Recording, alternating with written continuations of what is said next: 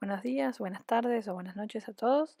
La idea de esta charla es poder empezar a introducirnos en lo que es el entrenamiento de resistencia o entrenamiento aeróbico. Veamos primero algunas definiciones. Cuando hablamos de entrenamiento, hablamos de un proceso planificado que tiene un fin o un objetivo que puede ser de optimizar o de estabilizar el rendimiento, ¿sí? Es muy importante que hablemos de un proceso que es planificado. ¿Por qué? Porque todo lo que vamos a ir viendo durante este módulo tiene que ver con cómo poder organizar y justamente planificar esos estímulos, esa carga de entrenamiento para realmente lograr nuestro objetivo de mejorar el rendimiento físico. Y este entrenamiento incluye la repetición sistemática de ciertos estímulos que deben estar por encima del umbral, ¿sí? Y van a estar orientados a producir fenómenos de adaptación morfológica y funcionales. Esto es muy importante también, los estímulos tienen que estar bien organizados y planificados e individualizados para cada sujeto para poder realmente lograr estas modificaciones a nivel de la estructura y de la función, por ejemplo, del músculo esquelético. Otra definición que tenemos que tener en cuenta es de qué hablamos cuando hablamos de resistencia o de entrenamiento aeróbico. La resistencia es la capacidad que tiene un individuo de resistir tanto psíquica como físicamente una carga durante un largo tiempo, donde se produce al final un cansancio que es insuperable debido a la intensidad o a la duración del ejercicio, pero también incluye la capacidad de recuperarse rápidamente después de un esfuerzo. En esta definición aparecen algunos conceptos que son muy importantes. Por un lado, que la capacidad entonces de resistir un esfuerzo en el tiempo prolongado no depende solo de un concepto o aspecto físico, sino también psíquico. Y por el otro lado, que incluye también una rápida recuperación luego del esfuerzo. Es decir, que podemos pensar que nuestros pacientes van a poder, por ejemplo, caminar más tiempo, caminar más cuadras, con menor esfuerzo, pero también que una vez que se detengan se van a recuperar más rápidamente para poder volver a continuar. Dentro de los objetivos del entrenamiento de resistencia podemos mencionar el de mantener o recuperar la salud y la forma física, es decir, esto puede ser para la población en general, ¿sí? El entrenamiento aeróbico mejora el estado de salud, después vamos a ver más adelante todos los beneficios que tiene, por ejemplo, en la disminución de la presión arterial, del colesterol, entre otras. Crear una base para el entrenamiento de otras capacidades, ¿sí? Por ejemplo, crear una base para luego poder hacer un entrenamiento de fuerza, un entrenamiento de capacidades como por ejemplo la coordinación, la agilidad, entre otras. Esto tiene que ver, por ejemplo, en muchos deportes se crea una base primero de resistencia aeróbica para luego mejorar otras capacidades. Acelerar la recuperación, como mencionábamos antes en la definición, incrementar la resistencia específica, después vamos a ver cómo se clasifica la resistencia y vamos a ver cuáles son los distintos tipos, digamos, de resistencia que uno podría querer entrenar y mejorar, mejorar el consumo máximo de oxígeno y también lograr una economía de la capacidad aeróbica que ya existe. Recordemos que cuando hablamos de consumo de oxígeno o de consumo máximo de oxígeno, estamos hablando de la capacidad que un organismo tiene de absorber, de transportar y de utilizar el oxígeno. Y es una medición que refleja la capacidad aeróbica que tiene un individuo. El consumo máximo de oxígeno está determinado por diferentes factores. Por ejemplo, la herencia es el factor más importante. ¿Sí? Entre el 70 y el 80% del consumo máximo que un sujeto puede alcanzar está determinado genéticamente. ¿Sí? Es decir, que hay un pequeño porcentaje que se puede mejorar. Por ende, si uno ha nacido con una genética que lo favorece, por ejemplo, para ser maratonista, porque tiene una gran cantidad de fibras blancas, va a poder entonces ser quizás campeón en una de estas competencias. No quiere decir que otros sujetos no puedan entrenar para poder correr una maratón, pero probablemente no lleguen a estar nunca entre los mejores. Por otro lado, el tipo de ejercicio, y esto tiene que ver con la especificidad del entrenamiento, ¿sí? Si yo realizo un entrenamiento que esté orientado justamente a aumentar el consumo máximo de oxígeno, este entrenamiento va a tener que utilizar cargas altas, ¿sí? E intensidades, sobre todo altas de entrenamiento, cerca de la zona del consumo máximo de oxígeno o por encima, justamente para poder lograr este beneficio de aumentar el consumo. Obviamente, el consumo de oxígeno depende del estado de entrenamiento, también depende de la edad, ¿sí?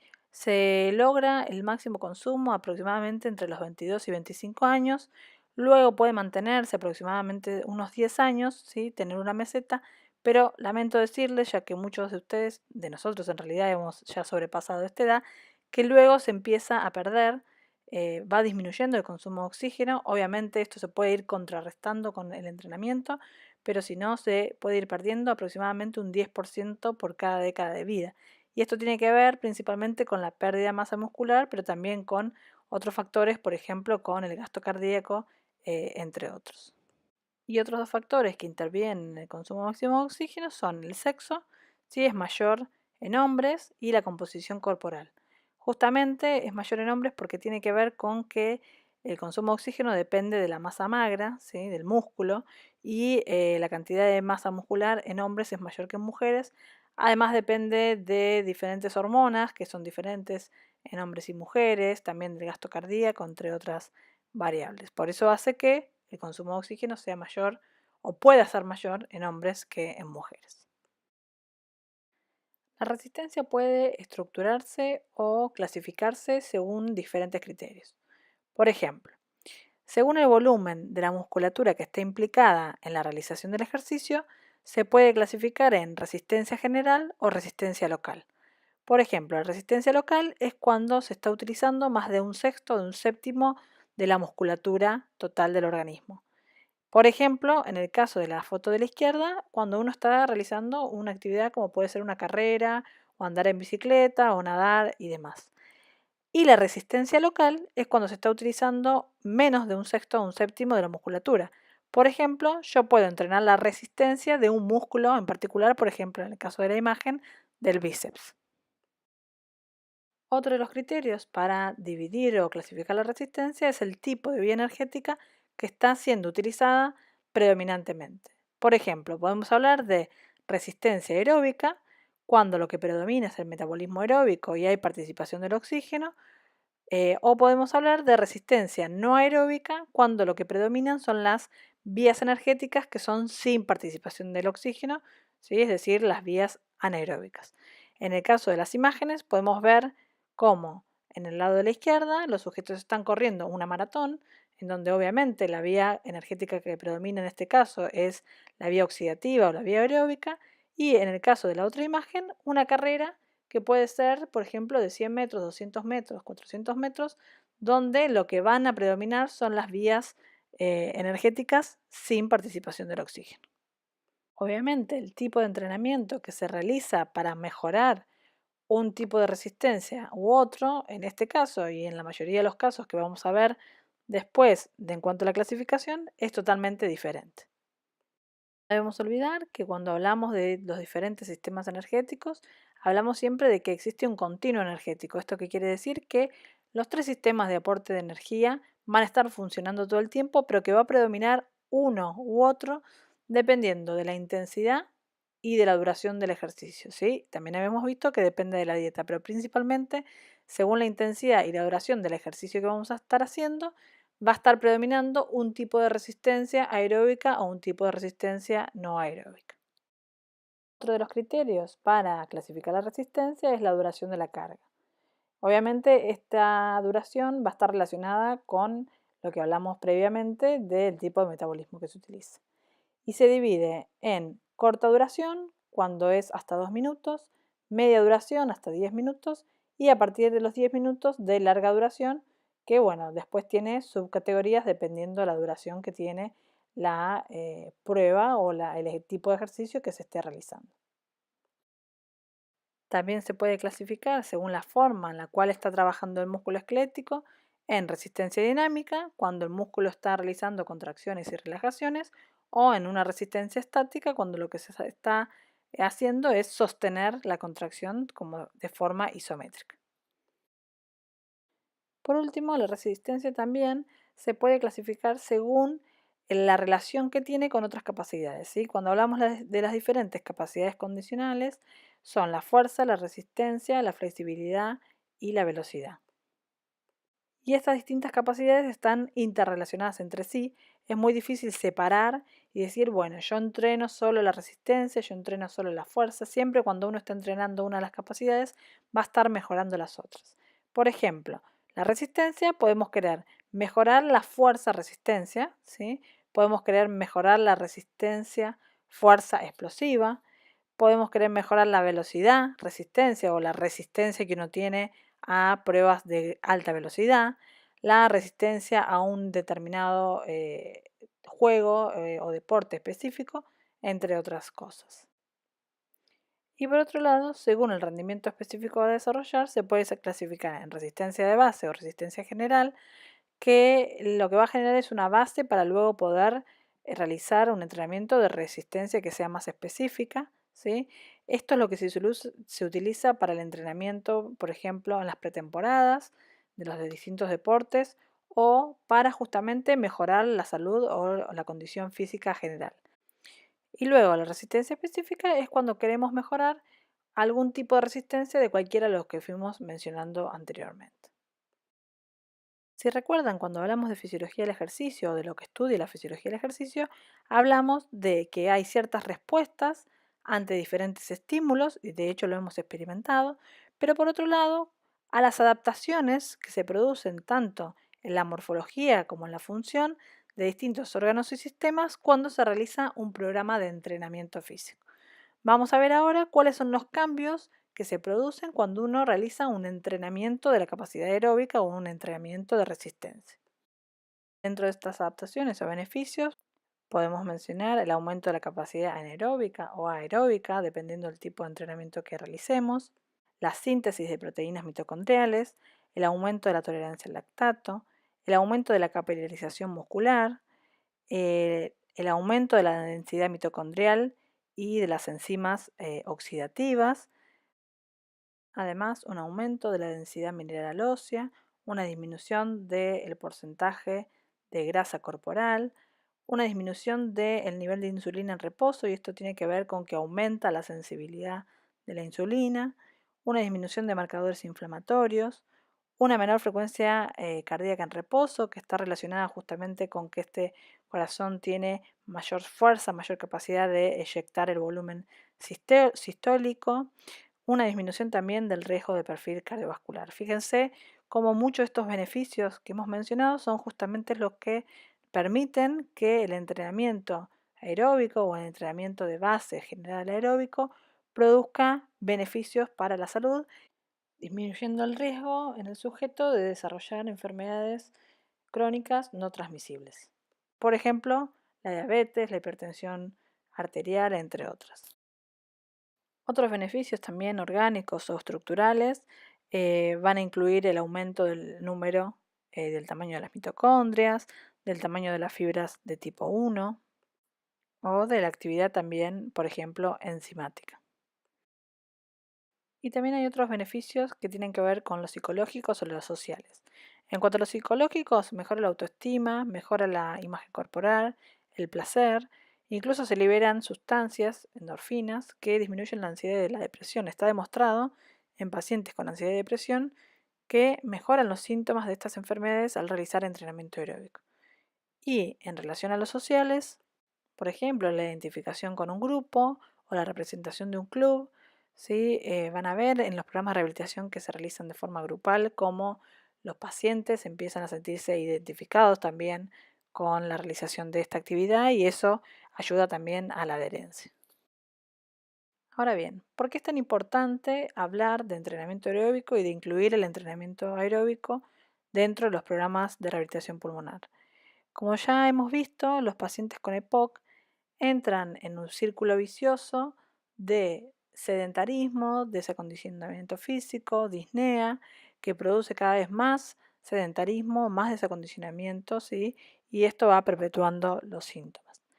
Y produce a nivel del músculo periférico diferentes cambios en las fibras musculares, ¿sí? Como ya habíamos visto, va a haber una disminución de los distintos tipos de fibras musculares, pero predominantemente de las fibras de tipo 1, justamente que son las que tienen capacidad de resistir el esfuerzo. Vamos a tener también alteración a nivel de la capilarización, menor capilarización por fibra muscular, menor cantidad de mitocondrias, menos enzimas oxidativas. Todo eso va a hacer que la capacidad aeróbica de resistencia al músculo del paciente con EPOC o con cualquier otra enfermedad respiratoria tenga menor tolerancia al esfuerzo. Obviamente, por todo esto y lo que estuvimos hablando hasta ahora, el entrenamiento aeróbico podría revertir estos cambios que se producen a nivel del músculo. También sabemos que hay una disminución de la masa muscular, es decir, hay una atrofia muscular, y esto va a generar una pérdida de fuerza, pero lo vamos a dejar para ver en el próximo módulo. Existen múltiples estudios que han demostrado los beneficios del entrenamiento aeróbico en pacientes con EPOC. En el gráfico de arriba a la izquierda podemos observar el área de sección transversal de los distintos tipos de fibras musculares antes del entrenamiento aeróbico, que está representado con la barra blanca, o después del entrenamiento aeróbico, que está representado con la barra rayada. Podemos observar cómo luego del entrenamiento aeróbico las fibras de tipo 1 y las fibras de tipo 2A han aumentado su área de sección transversal. En el gráfico de la derecha podemos observar los resultados de otro estudio en donde lo que hicieron fue, a través de biopsias musculares, valorar la cantidad de enzimas oxidativas previo al entrenamiento aeróbico, que es la barra gris, y posterior al entrenamiento aeróbico, que es la barra negra. Y pudieron ver también cómo había un aumento de las enzimas oxidativas luego de un programa de entrenamiento aeróbico. Por último, en el gráfico inferior podemos observar también cómo la capilarización de las fibras de tipo 1 y las fibras de tipo 2A después del entrenamiento aeróbico había aumentado en comparación a previo al entrenamiento aeróbico en pacientes con EPOC también. Es decir, que aquellos beneficios que se obtienen con el entrenamiento aeróbico y que mencioné previamente, que están estudiados principalmente en sujetos sanos, también se obtienen en pacientes con enfermedades respiratorias luego de realizar un programa de entrenamiento. Obviamente, el programa de entrenamiento va a tener que cumplir con los principios de entrenamiento, con tener cargas óptimas para lograr estos beneficios. También podemos observar en esta tabla cómo después de un programa de entrenamiento aeróbico hay una disminución en la producción de lactato durante el ejercicio y esto nos está hablando de que hay una mayor participación justamente del metabolismo aeróbico y también tenemos un menor tiempo de recuperación de la fosfocreatina. Recuerden que para recuperar la fosfocreatina necesitamos energía que proviene justamente del metabolismo aeróbico. Y otra cosa muy importante es que estos cambios con el entrenamiento son comparables a los que se producen en el sujeto sano, ¿sí? Con lo cual podemos esperar cambios similares con el entrenamiento a nivel del músculo en un paciente con EPOC que en un sujeto sano.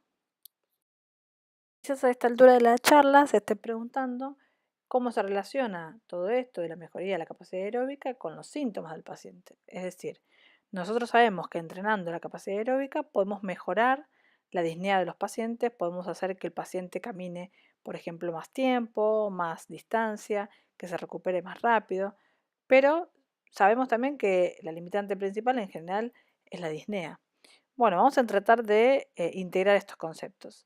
Este es un gráfico que ya habíamos visto en una clase previa, en donde se puede observar en el gráfico de la derecha un sujeto con EPOC, donde se encuentra aumentado el volumen pulmonar al final de la expiración, dibujado en violeta, incluso antes de iniciar el ejercicio.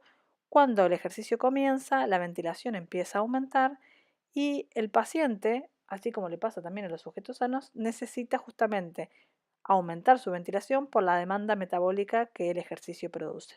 Por ejemplo, para eliminar el dióxido de carbono. ¿Qué ocurre?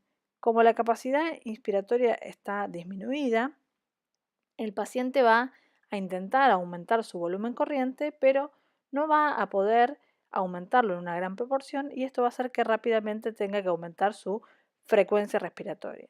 El aumento de la frecuencia respiratoria produce una disminución de los tiempos tanto inspiratorio como expiratorio y la disminución del tiempo expiratorio en un paciente que tiene una obstrucción crónica al flujo aéreo y que justamente necesita mayor tiempo para poder expirar ese volumen de aire, va a hacer que cada vez más aire quede atrapado dentro del pulmón, que el paciente tenga la necesidad de aumentar cada vez más su frecuencia respiratoria, esto le produzca disnea y por ende una detención del ejercicio.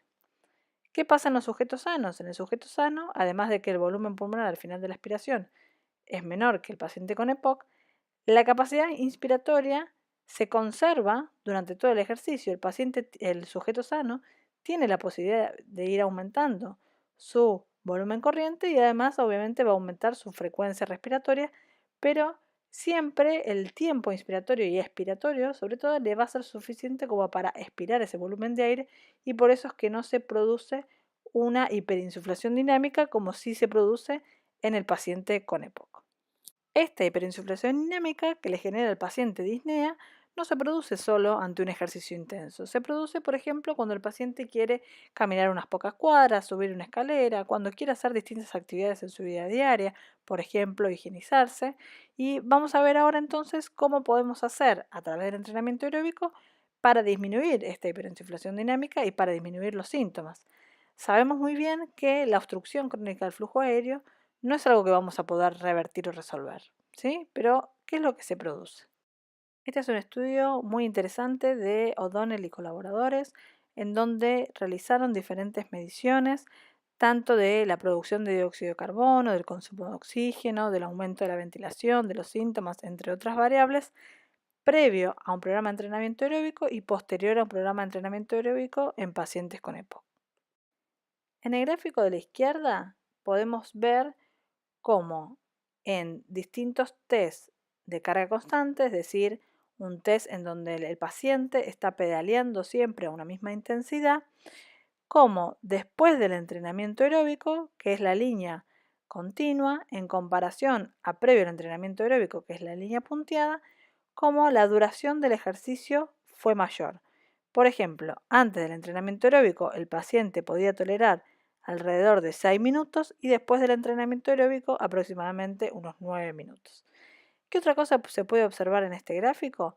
Cómo se encuentra la producción de dióxido de carbono. Recordemos que la producción de dióxido de carbono durante el ejercicio proviene, por un lado, del metabolismo aeróbico, pero por otro lado, de una reacción que se produce cuando hay también activación del metabolismo anaeróbico, se produce ácido láctico que una vez en sangre es baferiado por el bicarbonato y produce a su vez también dióxido de carbono. Podemos ver entonces cómo antes del entrenamiento aeróbico, ¿sí? Está dibujado con una línea, está marcado con una línea azul, la producción de dióxido de carbono es mayor que en el mismo momento de ejercicio, es decir, en el mismo minuto de la prueba, esto se llama isotiempo, después del entrenamiento aeróbico. Esto está marcado con la línea roja. Fíjense cómo hay menor producción de dióxido de carbono en el mismo tiempo de ejercicio después del entrenamiento aeróbico. Y esto tiene que ver con que hay una mejoría de la capacidad oxidativa del músculo, que hay una mejoría de la capilarización, hay mayor cantidad de mitocondrias, enzimas mitocondriales que pueden permitir una mayor participación del metabolismo aeróbico y por ende menos producción de dióxido de carbono. ¿Y por qué es tan importante? Vemos en el gráfico de la derecha, sabemos que uno de los principales estímulos para el aumento de la ventilación es la producción de dióxido de carbono. Entonces, si en el mismo momento del ejercicio, después del entrenamiento, tenemos menos producción de dióxido de carbono, vamos a tener un menor aumento de la ventilación del paciente. Como dijimos anteriormente, el aumento de la ventilación en los pacientes con EPOC se produce a expensas del aumento de la frecuencia respiratoria. Si yo tengo menor necesidad de aumentar la ventilación durante el ejercicio, voy a tener obviamente un menor aumento de mi frecuencia respiratoria. Este menor aumento de la frecuencia respiratoria va a permitir que yo tenga un mayor tiempo inspiratorio, pero sobre todo expiratorio, para justamente eliminar ese volumen de aire que estoy inspirando. Se puede ver en el gráfico de la izquierda cómo en el mismo momento del ejercicio, previo al entrenamiento aeróbico, que está graficado con la línea azul, hay un aumento de la frecuencia respiratoria en comparación con posterior al ejercicio, que está marcado con la línea roja, sobre la línea continua, como hay una menor frecuencia respiratoria en el mismo momento de ejercicio. Si tenemos un menor aumento de la frecuencia respiratoria, vamos a tener mayor tiempo expiratorio y esto va a permitir que la capacidad inspiratoria sea mayor. La capacidad inspiratoria es una medición indirecta de la hiperinsuflación dinámica. Si yo tengo mayor capacidad de inspirar aire es porque hay menos aire atrapado adentro. Y la capacidad inspiratoria se relaciona directamente con los síntomas de disnea. Podemos ver en este último gráfico entonces cómo un aumento de la capacidad inspiratoria produce una disminución de los síntomas de disnea posterior al entrenamiento. Resumiendo entonces, los pacientes al mejorar su capacidad aeróbica, al mejorar la capacidad de su músculo para producir energía de forma aeróbica, van a tener menor producción de dióxido de carbono, menor ventilación. Este menor aumento de la ventilación se va a expresar como disminución de la frecuencia respiratoria. Esta disminución de la frecuencia respiratoria con un aumento del tiempo expiratorio, lo que va a permitir que haya una menor disminución de la capacidad expiratoria y de allí el paciente va a experimentar menor síntoma de disnea. Y a partir de ahí le va a permitir a este paciente entonces tolerar mayor esfuerzo, realizar mayores actividades de su vida diaria, por ejemplo, con menos síntomas gracias al aumento de su capacidad aeróbica. Y otro concepto muy importante que fue demostrado en este estudio de Patecio y colaboradores es que los distintos cambios o beneficios que se obtienen con el entrenamiento aeróbico dependen de las intensidades. Lo que hicieron fue dos grupos de pacientes con EPOC realizar un entrenamiento aeróbico, un grupo a una baja intensidad y otro grupo a altas intensidades. ¿Qué es lo que observaron? Que los dos grupos de pacientes obtuvieron beneficios en cuanto, por ejemplo, una menor producción de lactato durante el ejercicio, un menor aumento de la ventilación, un menor aumento del consumo de oxígeno en el mismo tiempo o intensidad del ejercicio, una menor frecuencia respiratoria, entre otros, pero lo que observaron es que el grupo que había entrenado a mayor intensidad, los beneficios habían sido de mayor magnitud que aquellos pacientes que realizaron entrenamiento a menor intensidad. Y este es otro concepto muy importante, que los beneficios o los resultados dependen también de la intensidad del ejercicio a la cual uno está entrenando. Cuando mayor sean las intensidades, mayores serán los beneficios que se produzcan. Bueno, ahora que hemos visto de qué hablamos cuando hablamos de entrenamiento aeróbico, cuáles son sus beneficios para los pacientes con enfermedades respiratorias crónicas, queremos empezar a ver cómo hacemos para planificar este entrenamiento. Y para ello, los invitamos a comenzar con la actividad de los métodos de entrenamiento aeróbico. Bueno, nos vemos en el próximo encuentro.